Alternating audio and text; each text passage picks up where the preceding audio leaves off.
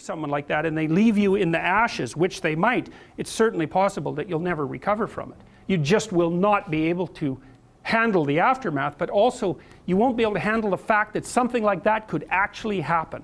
And that's really the nature of trauma. You cannot believe that that could actually happen. And that's an encounter, it's almost always, and this has been the case, certainly been my clinical experience. What traumatizes people is malevolence. It's not tragedy, although tragedy can traumatize people if it's severe enough.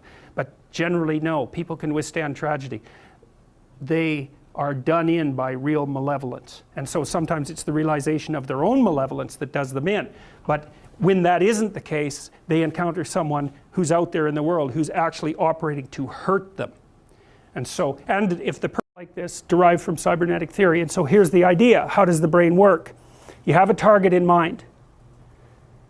Then you act to manifest the target. You act to transform the world into the target. And then you compare the consequence of your actions to the target. And if they match, then that's a good thing. And if they don't match, then that's where negative emotion comes from. Okay, so how does that work? The hippocampus seems to be central to that. So it detects mismatch.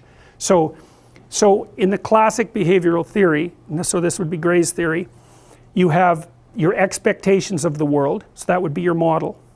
And you have your sensory input, which is the real world.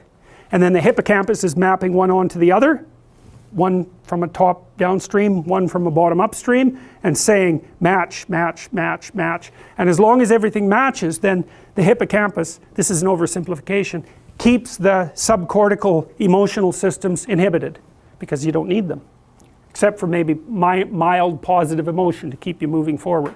If there's a mismatch, that's anxiety. The anxiety system gets disinhibited because it's on, it doesn't get activated, it gets disinhibited. That freezes you, and all the other motivational systems are primed because God only knows what you're going to have to do next. Okay, so then if you make a mistake given that scheme, you have to modify the world in order to rectify the mistake. You have to modify your motor output so that you put the world back in order, and that's basically Gray's model. But Gray's model is insufficient because Gray presumes that what you're comparing your expectation with is the real world. But you don't have access to the real world. What really happens is that your brain compares the model of the world that you want to have happen, so it's desired and not expected, with the model of the world that you think is happening. They're both models. There's no direct contact with the truth. And so what that means, and this is what's horrible about this, is that if your model fails, it doesn't only mean that you have to adjust your expectation and change your motor activity. It means you might have to bloody well retool your perceptions. Well, that's a lot more horrifying than just having to change your motor output. If you betray me, then I have to see you differently. And you know, if we've interacted a long time, I've built up a hell of a model of you. You know, it's taken a tremendous amount of effort to generate. And I may have used that model as a predicate for all sorts of other plans, which is what you do with an intimate relationship. And so then if you do something that indicates a true mismatch, it isn't only that I have to adjust my actions. God only knows what I'm going to have to retool. I may even have to retool my perceptions of myself. I'm a lot more gullible than I thought I was, for example, and God only knows what the implications of that are. If you're close to me and you could do this to me, is that my flaw? And am I carrying that into other relationships? It's an absolute catastrophe. And so it's predicated on trust. And part of the reason for that is that trust is what enables us to look at each other without running away screaming.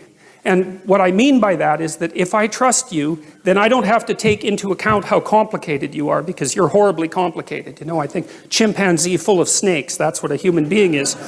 And as long as you'll do what you say you'll do, then I can take you at your word, and your word simplifies you, and you can take me at my word, and my word simplifies you, and then we can act like we understand each other even though we don't. But then if that trust is betrayed, then all the snakes come forth very, very rapidly. And so all of you, I suspect, have been betrayed one way or another. And so what happens, if you're in a relationship with someone and you trust them, then you make certain assumptions about the past, and you make certain assumptions about the present, and you make certain assumptions about the future. And everything's stable, and so you're standing on solid ground. And the chaos, it's like you're standing on thin ice. The chaos is hidden. The shark beneath the waves isn't there. You're safe. You're in the lifeboat.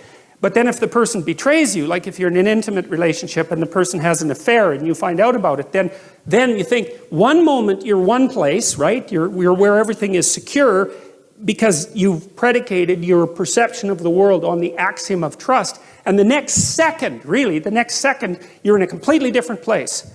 And not only is that place different right now, the place you were years ago is different, and the place you're going to be in the future, years hence, is different. And so all of that certainty, that strange certainty that you inhabit, can collapse into incredible complexity. And you say, well, if someone betrays you, you think, well, okay, who were you?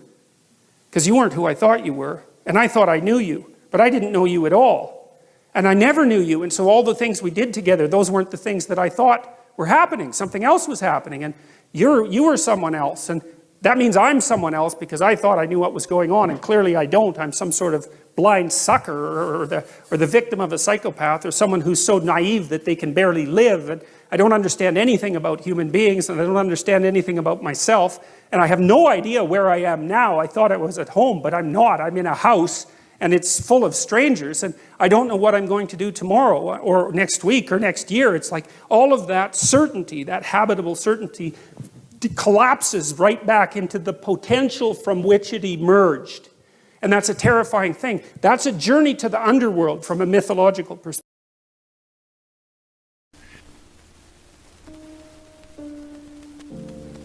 Dante's Inferno is a very interesting story. It's a descent into hell, eh? And it's actually one of the places that we sort of derive the popular conception of hell was partly based on Dante's imagination, on his work. And what Dante was trying to do was to discover the hierarchical structure of evil. And you might think there's a hierarchical structure of good. Some things are better than other things, but there's also a hierarchical structure of evil. Some evils are greater than other evils. And he put betrayal in the lowest part of hell. Right? So if you were betraying people, you were right beside Satan himself. And I think that's good. That's very smart. Well, Dante was a genius after all.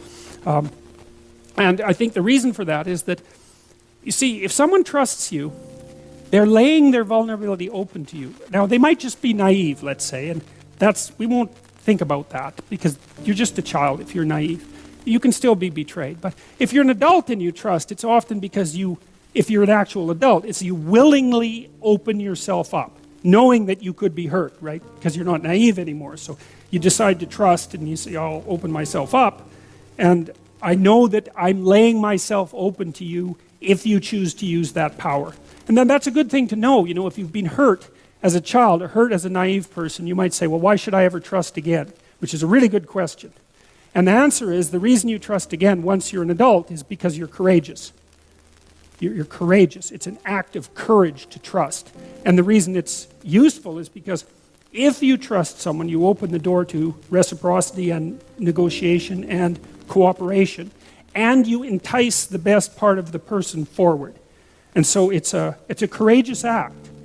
But then if you betray someone, then what you've done is you've taken the best part of them, which is the part that will courageously trust, with open eyes, right? And you've stuck a dagger in that. And so you've purposefully damaged the best part of them.